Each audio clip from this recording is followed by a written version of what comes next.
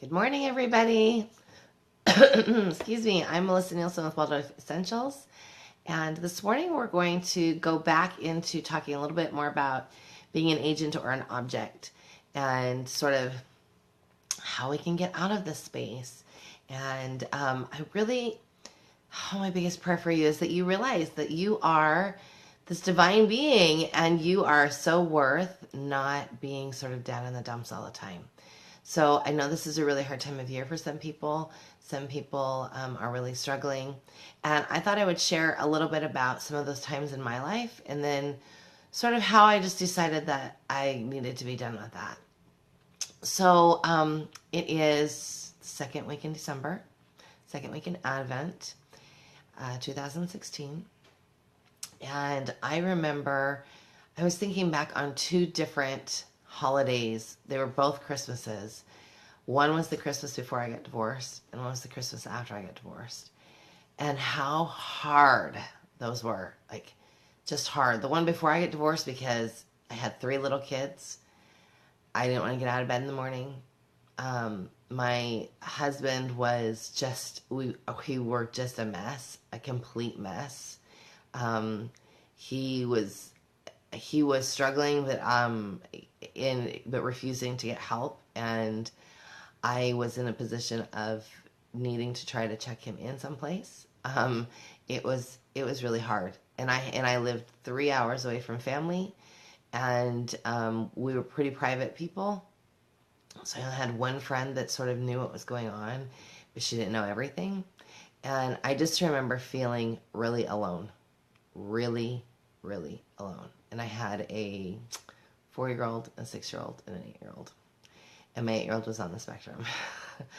and it was hard. I remember just sitting down and just bawling and just thinking, how did I get here? For one, how did the beautiful life that I had dreamed of as a child, and this idea of this beautiful family, and this love that I had for this other being, how did it get from where I had dreamt it to where it is today, or at that time? And I remember thinking, this is not where I want to be. This is not where I want to be, and I'm not going to be here again. And I remember right then just deciding something has to move. Nothing is going to happen until I make it happen, until I move it, until I move this energy. And at the time I was doing some Leche League coaching, and I was an LC that they contacted when they had families that were struggling. And so I was doing a lot of emotional work, working through some birth trauma with a lot of the moms. And I just decided I was going to apply all of the things that I was working with moms through birth trauma to myself, and I was going to heal the place that I was in and get out of that, because I just didn't want to be there anymore. I didn't want to be in this place where I was completely sad. Now people who listen to me know I'm a pretty choleric, sanguine person, and so I am super happy by nature generally. But this was a time in my life that if I could ever say I was depressed at that point in time, and I was struggling, and I didn't know what was coming next. So I thought, all right, well, the only way I'm going to be able to make things move is to actually make some of my own money. And so at that point, so some of you will remember, this was years and years ago, I started making math gnomes. So now you see lots of math gnomes on Etsy. I was the first person that started making math gnomes. I would sell 10 sets at a time on eBay, and I would fill those 10 sets and fill my bank account a little bit, buy supplies, and then put up another 10 sets. And it took me doing that. I did that. Oh, math gnomes paid for my divorce. Math gnomes paid for a lot of things that I needed for me. I got myself into therapy. I got myself into a place where it was safe for me to talk to somebody else about the struggles that I was going through. And I used my ex-husband's insurance at the time because we were still married, and I still had insurance, even though our relationship was really on the rocks. And I went in the very first day that I was there. I had an amazing therapist The very first day I was there, I sort of laid it all out on the table to the therapist, and he said, I don't think I'm going to be your therapist as you heal your marriage. I think I'm going to be your therapist as you go through a divorce. And I remember thinking, I hadn't even thought of that.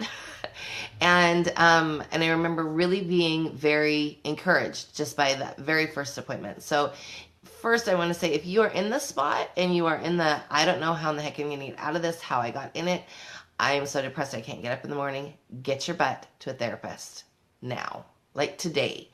Like, don't sit there and argue with the phone that you're watching me on, and that you don't have the money, or you can't afford it, or you can't figure out who to call, or you don't know who's going to watch your kids. Make the first move. You have to make that first step. Make the first move, and even if you don't know who's going to watch your kids, I just say you make the first move, and you say, God, I need to go to this appointment. Find me somebody to watch my kids. And trust that the universe will have it appear for you. Or something will happen. Something will move and shift so that you can make it to this appointment, or that you can get the help that you need. Stop saying to yourself, this can't happen, because then it can't happen. If you believe it can, it can. If you believe it can't, it won't. That's the law of the universe. It's just how it works. So if you believe in yourself and you believe that you can make these changes, then you can make them. And so then I, fast forward a year to the next Christmas. I had made it through my divorce. In a year, I had decided, by February, after that Christmas where I was really low, by February, I just had been going to therapy a little bit, and I was like, okay, I have to be done. And not everybody, obviously not everybody, and I'm not a proponent of divorce. I am not. In fact, if your marriage is struggling, I really suggest our Thrive program, because we're working with a lot of families, and Eric and I can help, if you're willing. Eric and I can help you work wonders for your marriage. But I remember, at my birthday, on my birthday, which my birthday's in February, early February, February 2nd. Remember that. It's coming. I'm just teasing.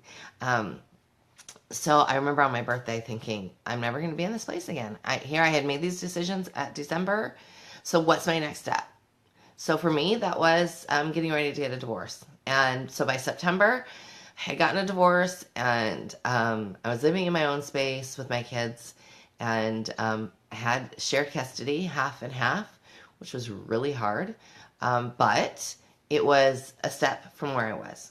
So depression-wise, I was feeling in control of at least what was going on in my little sphere. And of course, I could not control what was going on with my kids when they were with their dad, but I could control what was going on in my little house. I could control how I spent money. I could control the heater. I could control everything because it was mine. I didn't have to fuss or ask anybody for permission, and that was. It was this huge eye-opening thing to me, because I am a feminist and this empowered woman, and then how in the heck did I get to this place where I wasn't? I was disempowered, and I was exhausted, and I was upset, and so it was this journey that took about a year of almost a year of going to therapy and getting into a good place, and that therapist would help me then, like, down the road, and I didn't even know it, in other situations with my ex-husband. So find yourself somebody good, and then stick with that person, and really work with, even if you can't afford all of your appointments, ask them, I need help, and I need some, can I get a discount if I pay cash? Can I, do the things that you need to do? Can I work in your office? Do the things that you need to do to sort of get that help that you need, and be willing to think open, to be open to things that you may not be thinking of. I think one of the biggest things when we're trying to make change is we ask the universe for something. God, I need this. Source, I need this.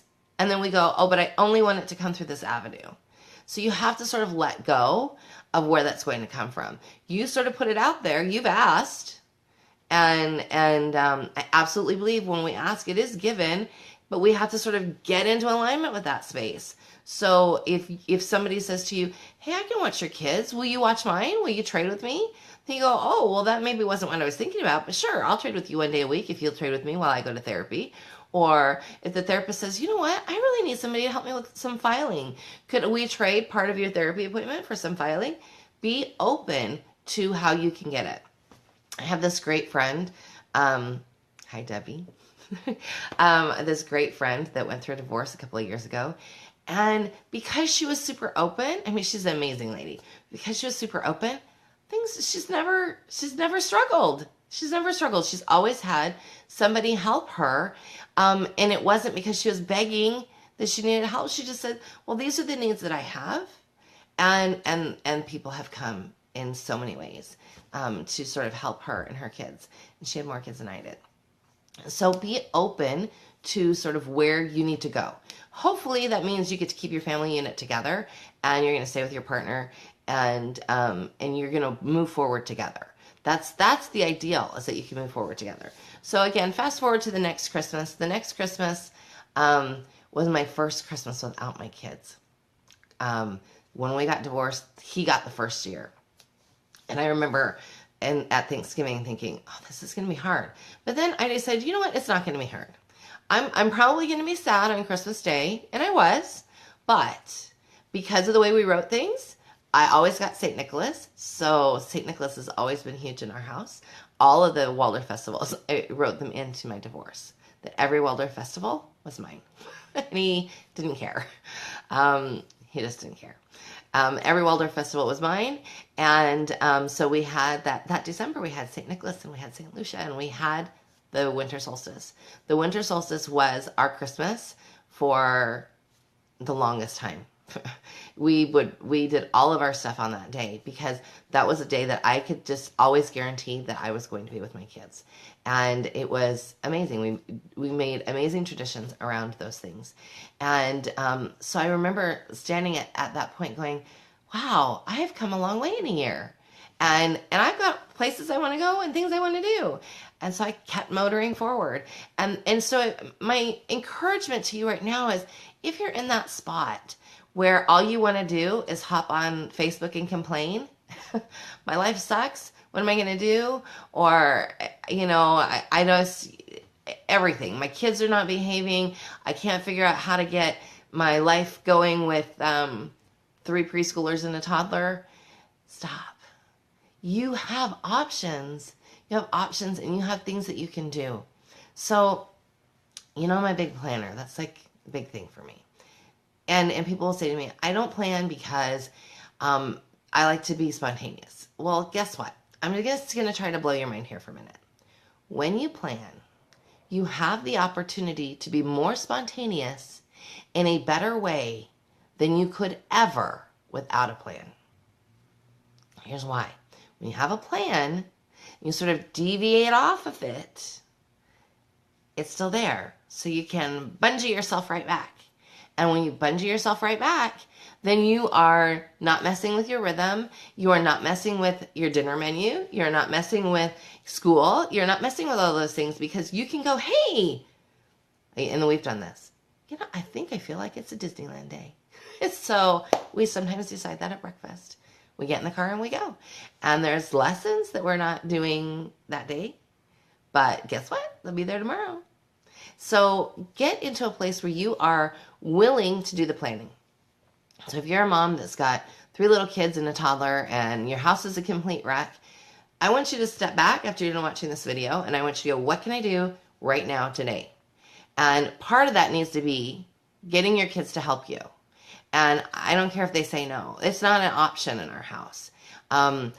Unfortunately, I think that when we are attached parents, sometimes we fall into a permissive trap. So if you're in this trap, guess what, Mom? You're the only one who can get you out of it. You are the only one who can say, you know what, the buck stops with me. I'm done. And I have said that to my kids. I have said, you know what? I have been a little too lenient. I'm done. And they go, oh crap, she's serious. All of them do. They go, oh, all right. What do you want us to do? Please don't yell. So, and usually I don't have to. I'm Italian and so I'm a yeller, but I haven't had to yell in a long time because I do a lot of self-control work on that. And I just, I don't yell anymore. And one of my comments says, no is all I hear. Permissive trap. Yep. So you just go, I'm sorry that you don't want to do that right now. We're going to clean your room. Get up off your fanny right now. We're moving. And I generally, parents will say, well, do you have to spank or do anything like that? No, you don't. I would say that across the board, I'm a non-spanking mom. Does that mean I've never spanked? Of course not. Doesn't mean I've never spanked, but that's not my ideal and that's not my goal. And I can't remember the last time I spanked. It's been a long time. It's not something that I aspire to in my discipline with my kids. I aspire to have kids that come along with me because I'm the example. So here's the deal, Mom. You can't say, go clean your room if you're sitting in front of the computer. You can't say, go clean your room if you're not willing to get up off the couch and do some moving around yourself. Kids will imitate you, and that is like a huge slap in the face, I know. But you're creating what you're wanting. And if you don't want that, then stop creating it. So one of my favorite things that Wayne Dyer said in one of his talks was, if I gave you $1 million and I told you to go and spend it on things you want, but instead you went and spent it on things you hated, I would call that insanity. Well, exactly. That's exactly what you're doing with your energy. Take your energy and put it towards things you want. So do you want a clean house? Get up off your butt and get moving. You've got a 2-year-old that dumps everything out. So when Sam was, because there's a 5-year gap between Sam and Ellie. So I had stair steps. I had like 5, 7, 9. And then I had Sam. And Sam would get into that place where, and I'm sure you know it, when every book on your bookshelf is pulled off by the toddler. Or at the time I would have baskets of like puzzles and blocks and he would dump them all out. So I would pair a different big kid with Sam every day. And I had it signed out on we had a chore list and I had who was paired with Sam every day. And what that meant was every mess he makes, you must help him clean up. And that probably is going to mean that for a long time, you're going to be the one cleaning it up. But somebody cleaned up after you when you were 2, so you're going to help clean up after him. So we did this like rotation thing with him.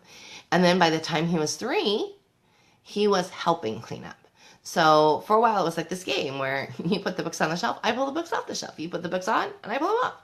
So, and that was okay for a while. Sometimes when we were doing school, whoever was paired with him would be like, please, Samuel, please don't pull all the books off the shelf while I'm in my lesson. But he would do it anyway.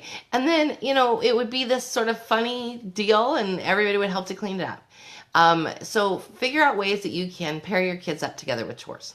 That being said, don't put kids together that, like, you would say on a bad day hate each other. Don't do that. Like, I would never assign 2 kids to the laundry that I knew would either play the entire time they were in the laundry room or fight the entire time they were in the laundry room. So be strategic about how you place things in your chores, but make them happen. My kids do chores from the time they're 4 and 5 years old. And they may be little things like helping me unload the dishwasher or sweeping as I sweep with their teeny little broom or wiping down the table, but they do chores because we are a family, and in a family, everybody works together. I'm not going to break my back working for everybody in this house if they're not going to help me. So, and they've tested me and they know that that's true because I just won't. I will absolutely, and I have before, just wash dishes for myself and just made food for myself. And they'll be like, oh, wait a minute, this lady won't feed us unless we help her. Yep, I won't. We're all going to work together. So get up off the couch and get your body moving. If your house is a mess, get it cleaned up. There is absolutely zero reason for you to be living in a squalor, in a mess, there's zero reason. If you have money to pay for your phone, then you have money to go and buy Windex or make your own. Yep, you do. I said that, didn't I? Go do it. There's no reason why you can't get some Comet or take some baking soda and make it yourself. Clean your house up. And it's really what needs to happen. The worst times, like for me, and all of us have our triggers, but my trigger is a messy house. It's a huge trigger for me, huge. So guess what? I don't let my house get messy because I know how I feel about that. The people around me who love me know that I am not a nice person when my house is a mess. So when I go, hey, Monday's cleaning day, they're like, uh-huh, yeah, because they know that I'll get crazy if that doesn't happen. And it's not pretty, and they don't like that. So, hello, tea bag. Excuse me. So anyway, get up and get moving on cleaning your house. Now, there's a difference between dirt and clutter. So, and if you're in the clutter place and you've been, I love it when people say to me, well, my house is a mess, but I'm decluttering. I'm going, sorry, that does not, you need to clean your sink, clean your bathroom, clean your floors. Get those things done, then work on decluttering. Those things need to be done like on a regular basis, like once or twice a week. More than that if you have a lot of kids. And here's a tip. Moms that have boys, put the boys to work on the toilet because they're the ones that make the biggest mess around the toilet. So scrubbing around the toilet, always my boys. Even now, always my boys. So I'm not the one who makes that mess. So scrub around the toilet. I think that if you can decide, hey, I don't want to live like this anymore. I don't want to feel like this. You got to decide though, because otherwise you're just deciding to live like that. You're deciding to be unhappy. And I'm not discounting depression. I'm not discounting anxiety. I'm not discounting any of that. But not doing anything is making a decision by default. You do not have that luxury of doing that as a mom. You just don't. You chose to bring these kids here. You're choosing to homeschool them. In a lot of cases, you're choosing to, be this attached parent. You need to step up. Get up off the couch or out of the bed or off the chair or wherever it is that you feel like you need to hide. And I know I'm pretty in your face today, and I love you all. So many families that we work with, I love you. And I am sorry for being a little gruff, but nothing's going to happen if you don't get up. Nothing. You're going to be sitting there tomorrow wondering again why your life sucks. And it doesn't suck. It doesn't suck. It doesn't. Life is amazing. Stand in the sun today. I don't care if you got 5 feet of snow. When we lived in Idaho and Utah, man, I hated the winter. Oh, it was so hard. I hated it. But my shining moment was that usually, at least once a day, at least once a day, there was some sun somewhere, and I was determined to find it. And so I was out there. Stand in it.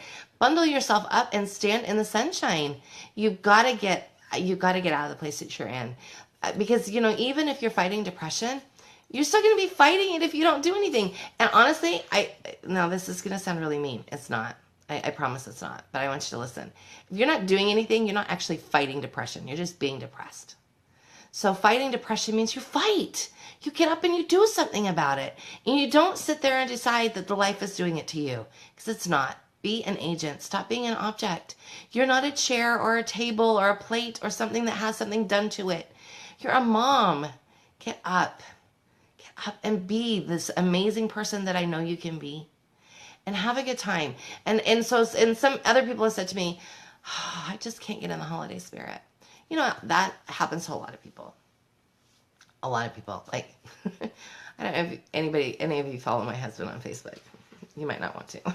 It's kind of fun. But so a few weeks ago, he put this meme on his that he found that was it was like a cartoon, and it was people talking about December all around him, and on the cartoon, the guy was like just putting a heart around like December 15th, which is the day that Rogue One comes out. So that's what he's really looking forward to in December. And Ellie says to him, "You're not looking forward to the birth of our Savior?" And Eric says to her, "Well, he wasn't really born in December, so no." So that's how things go in our house. But if you're really struggling getting in the spirit, then the best way to stop feeling crappy about yourself is to serve somebody else. And I'm not talking about people that live in your house.